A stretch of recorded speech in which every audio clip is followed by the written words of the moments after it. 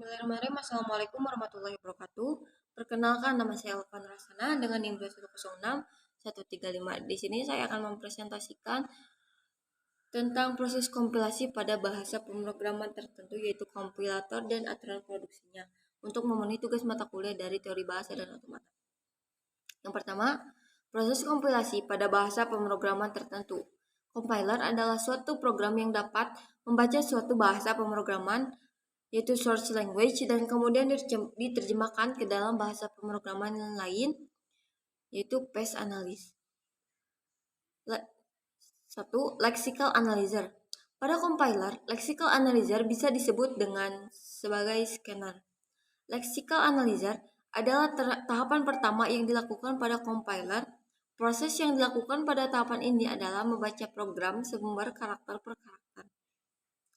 Satu atau lebih karakter-karakter ini dikelompokkan menjadi suatu kesatuan mengikuti pola kesatuan kelompok karakter yang ditentukan dalam bahasa sumber dan disimpan dalam tabel simbol.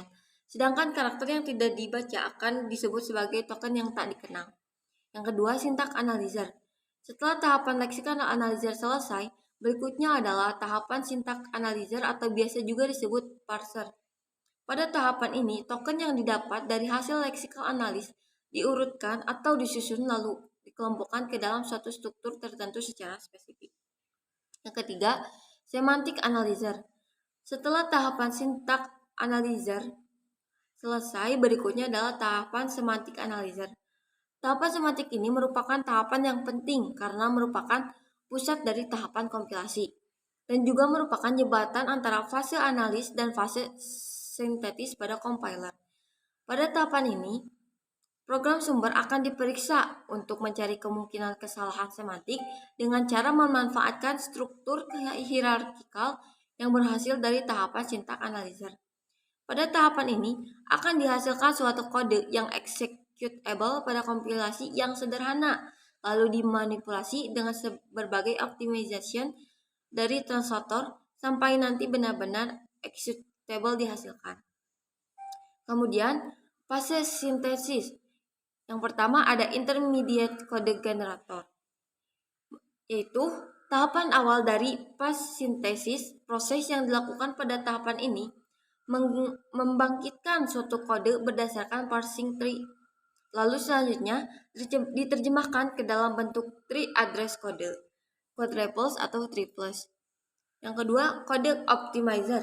Setelah melakukan tahapan intermediate kode generator berikutnya, yang dilakukan adalah tahapan kode optimizer. Adapun yang dilakukan pada tahapan ini adalah mengoptimisasi kode sehingga menjadi kode yang executable. Tahapan ini dilakukan untuk mempercepat waktu eksekusi dari suatu program dengan cara menghilangkan redundansi pada kode.